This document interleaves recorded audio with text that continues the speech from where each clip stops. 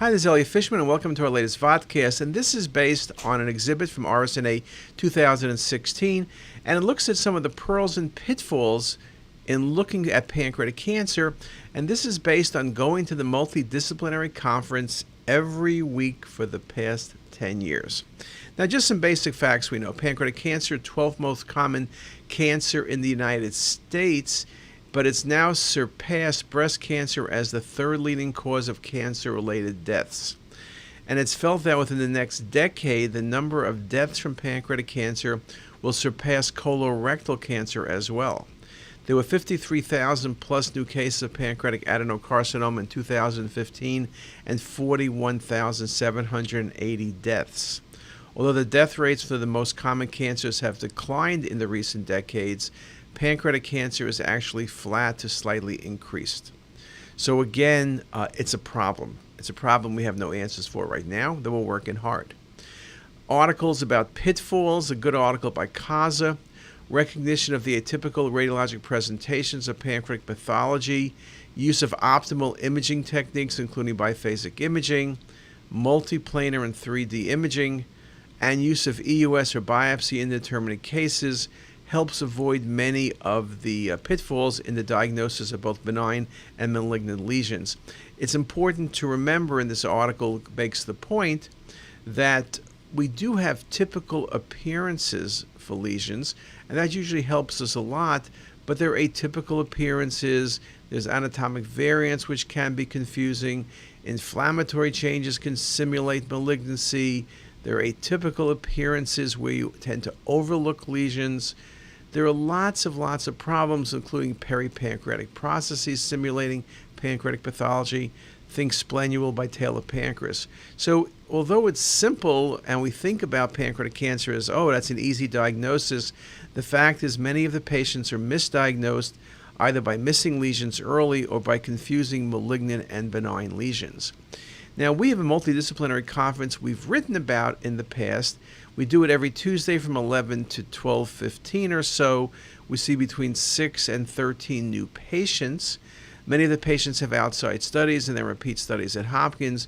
We can see how many errors were made, how lesions were missed early, lesions were misclassified, things that weren't pancreas were considered to be pancreas, all sorts of problems. And one thing we also learned is that because of this multidisciplinary conference, in about a quarter of the cases, we actually changed the management of patients. And in a more recent publication, we spoke about that 30% of patients had a change in diagnosis. So again, the multidisciplinary conference works very well. I'm not going to speak about that in this lecture, but those of you who do multidisciplinary conference know its value, and we do it in many things, from pancreatic cancer to pancreatic cysts to liver tumors to kidney to prostate to breast to thyroid to adrenal, you name it. We have a multidisciplinary conference, and radiology is heavily involved. Now, from these conferences, we recognize that there are a series of errors that impact upon the diagnosis of pancreatic cancer. And what I'm going to do in this talk is focus on those errors. Now, I leave the slide in which said I only had 35 slides, which was the RSNA limit, but I'm just going to show you some representative cases rather than bombard you with thousands of cases. If you want to see more cases, just go to CTisus and look under pancreas. So when you talk about mistakes in diagnosis, we talk about false positive studies. That is, what can make something look like a cancer? Top of the list, autoimmune pancreatitis, something we knew nothing about before just a few years ago, and now we know a lot about. But also things like groove pancreatitis, which can simulate pancreatic head tumors, chronic pancreatitis, which again, the challenge of the 5% of patients who have both diagnoses, it can be difficult.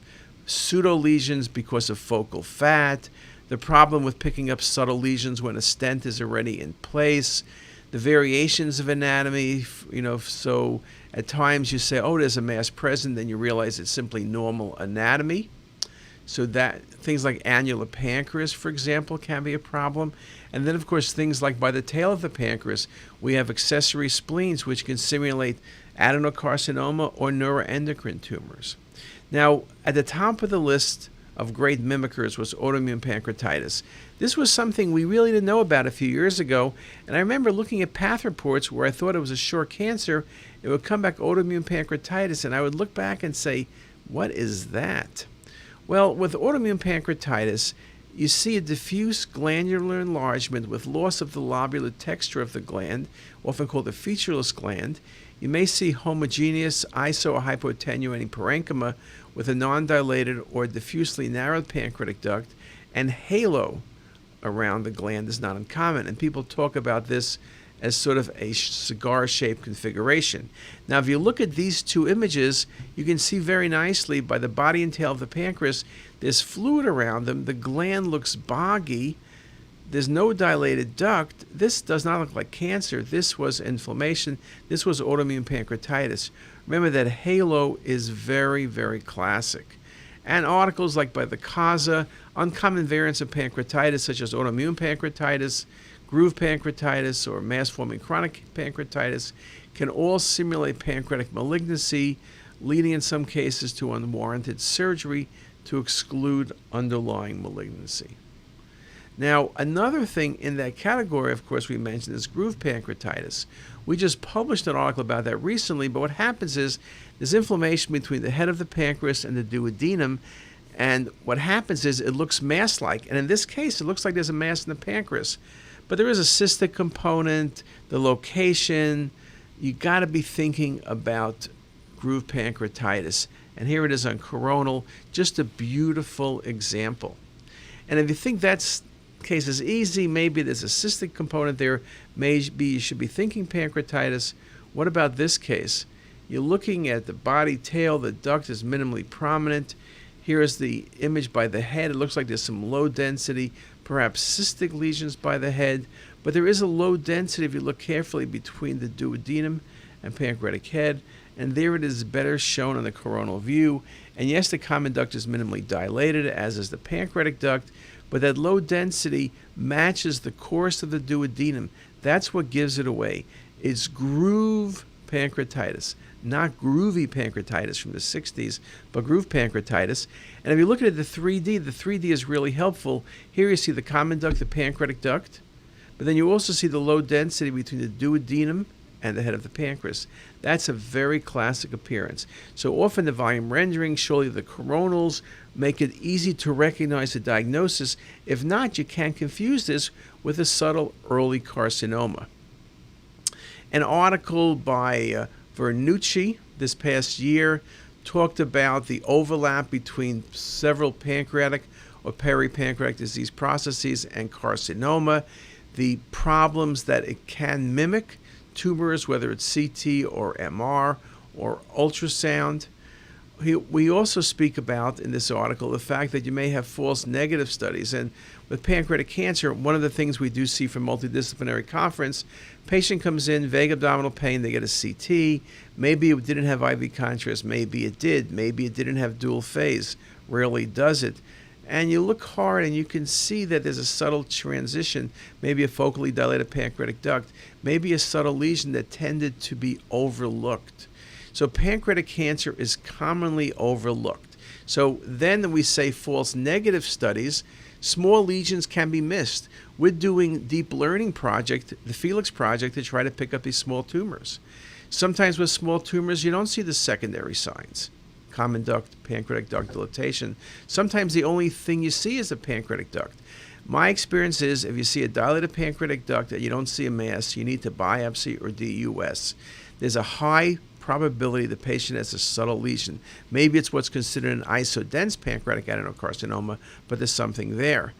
And we look at things like pancreatitis, both acute and chronic, and recognize that at times they can hide a lesion, and so you're uncertain whether there's a lesion present. So that's always going to be a possibility. And of course, we've spoken in the past, and we will continue to speak about scan protocols, how important the right protocol is. But if you have a crappy protocol, you're going to end up with a crappy study. And here's just a nice example showing you in the body of the pancreas, about a 1 centimeter lesion. It's low density. You see the dilated pancreatic duct nearby, adenocarcinoma. And the timing and phasing is not just a adenocarcinoma problem. Remember, with neuroendocrine tumors, they're very vascular, but only typically on arterial phase imaging. And this is an example of what is a vascular lesion a bit over 2 cm in the head of the pancreas. Now, if you look, there's no dilated common duct, there's no dilated pancreatic duct, but the lesion seems to be obvious. But what if you only had venous phase imaging? Now that head of the pancreas looks normal. You wouldn't have said a word. Here you would have missed a large neuroendocrine tumor, which is very obvious on the 3D on vascular phase imaging. So again, timing and phases are everything. If you don't have arterial phase imaging, you're going to miss neuroendocrine tumors essentially every time. Now the reverse is true. Sometimes the arterial phase alone is not going to be good enough. So in this case, this patient was referred in to us for a carcinoma of the tail of the pancreas. You see what looks like a mass, but you realize the patient has textural change in the liver, the patient has cirrhosis, and you say, wait a second, and on venous phase, look at those large varices present. So the patient did not have a tail of the pancreas tumor, but had very large varices present, which are also shown on the coronal view. So it's again important to realize you could have the wrong diagnosis for a number of reasons.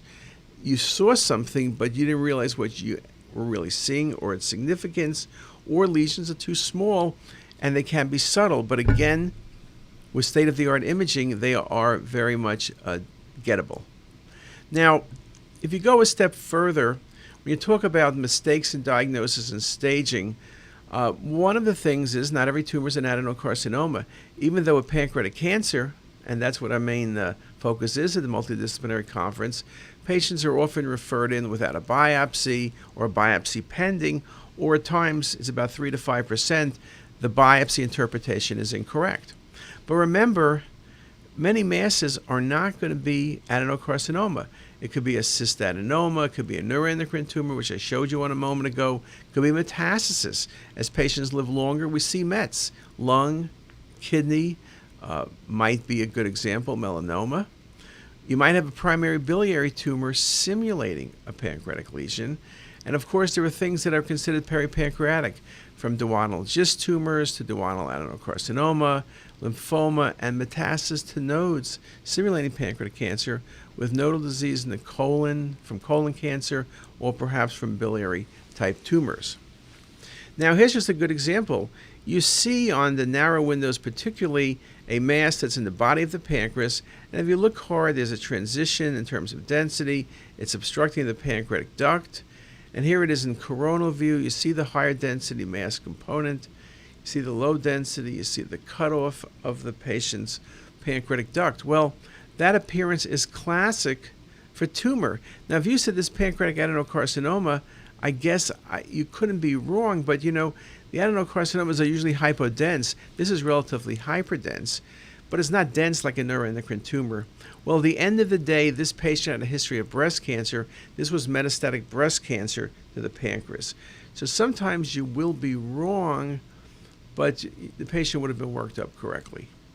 And here's another example of a patient with breast cancer, which is metastatic to the pancreas and invades the portal vein.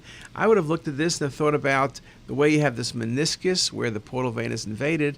I would have thought about this as a neuroendocrine tumor, which has grown and invaded into the portal vein and causes cavernous transformation.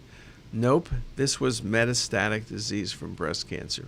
So again, very important to be able to think about those possibilities.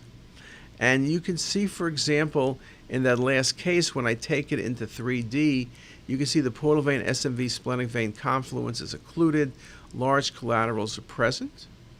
Or this case, patient was sent to pancreatic conference, the patient was jaundiced. Well, you see the dilated intrahepatic ducts and the dilated common duct, and you follow it down and you come into this large mass, which is better seen on coronal views. Now, there's no way that's an adenocarcinoma. I would have thought you would have considered pancreatic cancer, but you realize the epicenter is really duodenum. This was metastatic melanoma. Now, the thing that throws you off, perhaps, is a dilated common duct, which you say, aha, that means you're dealing with a pancreatic cancer. But it's important to realize that things based on location can also cause ductal obstruction. So it's not just going to be adenocarcinoma. Or in this case, this looks like a neuroendocrine tumor of the pancreatic head. It's vascular, about 2.5 centimeters. Well, when you look at all of the images, you then have to put the epicenter and look at the vascularity of the lesion.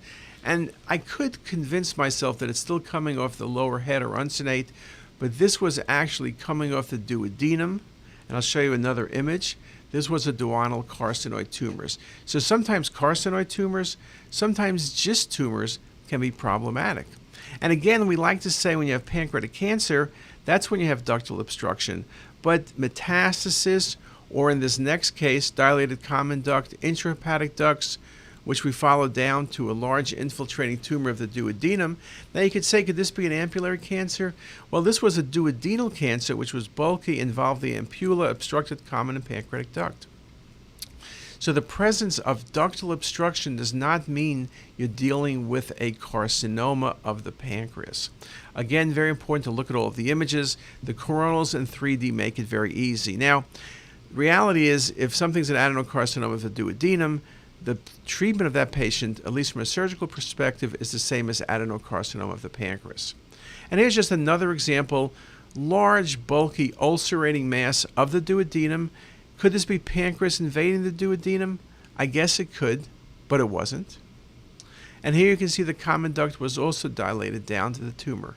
Just a very, very nice example. Now, I mentioned sometimes you have to develop skill sets to understand how things look. Here's a big mass set for pancreatic cancer, but you notice the mass is homogeneous, it's solid, and there's no dilated ducts. If this was a pancreatic mass, it wouldn't be an adenocarcinoma. Those are typically low density, they're not homogeneous, and they're infiltrating. Maybe this is a large carcinoid. But when you start looking at the images, a carcinoid in that region occurs, but usually in the wall of the duodenum, but then they're vascular. The same thing with a GIST tumor. Well, large GIST tumors typically aren't vascular. If you look carefully at this lesion, it's really in the duodenum, or the epicenter of the duodenum. It's not involving the portal vein, and on the last image is not involving the hepatic artery, a GDA. This was a GIST tumor simulating a pancreatic mass, and we've seen this time and time again. Here's just another example. This looks like a classic pancreatic adenocarcinoma off the uncinate process. Here's another view, and here's another view of that lesion. Well, this was an exophytic GIST tumor, so sometimes you're just not going to be right. I thought this was a neuroendocrine tumor of the pancreas. You wouldn't have said adeno because it's too vascular, but neuroendocrine would have been a really good example, and just a beautiful example of a neuroendocrine tumor, perhaps, but in truth, it ended up being a GIST tumor, so it can be challenging. Now, when you look at some of the things in terms of staging of pancreas, of tumors, so we said errors beyond just the pancreas: false positive, false negative, liver metastasis, incorrect staging of vascular involvement, incorrect staging of the venous side, so not just the arterial side, the presence of carcinomatosis, including implants and omentum and mesentery, which can be overlooked, the potential mispresence of a second pancreatic primary, particularly in patients with dilated ducts due to a neoplasm arising from an IPMN. You want to make certain there's a solitary and not multiple lesions. These tumors do have field defects, so multiple tumors are not uncommon. And although these routine CT exams may be diagnostic for pancreatic cancer, it's important to recognize in this article by Al-Hawari, and we've spoken about this, how if you want to really be certain about the presence of a pancreatic mass and what type of mass it is and the staging, you need to have dual phase imaging with 3D mapping. And here is that article. This article also talks about templates. And there's a big push now to have templates for evaluating the pancreas. But this article also focuses on technique very much, that it made the point that if you want to do a template for reporting, you need a template to make certain that everybody is scanning the same way. And so you need to have 3D imaging if you want to be accurate. You need multiplanar reconstruction. You need thin sections, and you need dual phase imaging. So it goes back again to some of the things we said initially, which is that if you want to do things correctly, the success of a pancreatic cancer study is dependent on the CT protocol. Again, Rate of injection, 5 cc's. Arterial and venous phase at about 30 seconds and 60 to 70 seconds. The importance of thin sections, the importance of post-processing, all of these are critical parameters. And if you don't do it correctly, it's one of the reasons why you have misdiagnosis in pancreas. And there's an article by Gerenstein in Surgery. Clinicians need to be aware of potential considerable disagreement among radiologists about the presence of a pancreatic mass. The specificity for malignancy doubled by expert radiology reassessment when a uniform definition of pancreatic mass was used. So people need to know how to understand and read the studies as well as how to report the studies. And this article by Gerritsen also makes the point that the specificity for malignancy of pancreatic masses identified in expert consensus was twice as high when compared to the initial CT report. So basically, people who have a lot of experience do a lot better and miss a lot less. So it's something very important to remember. So let me conclude then. Review of complex cases in a multidisciplinary setting provides insight into scan interpretation and results in an improved radiologist experience. It's one of my favorite things during the week. I learn a lot every single time I go to that session. And many pitfalls in pancreatic imaging are predictable, and careful interpretation strategy is needed to avoid them. And the importance of multiplanar and 3D imaging. And with that, have a great day.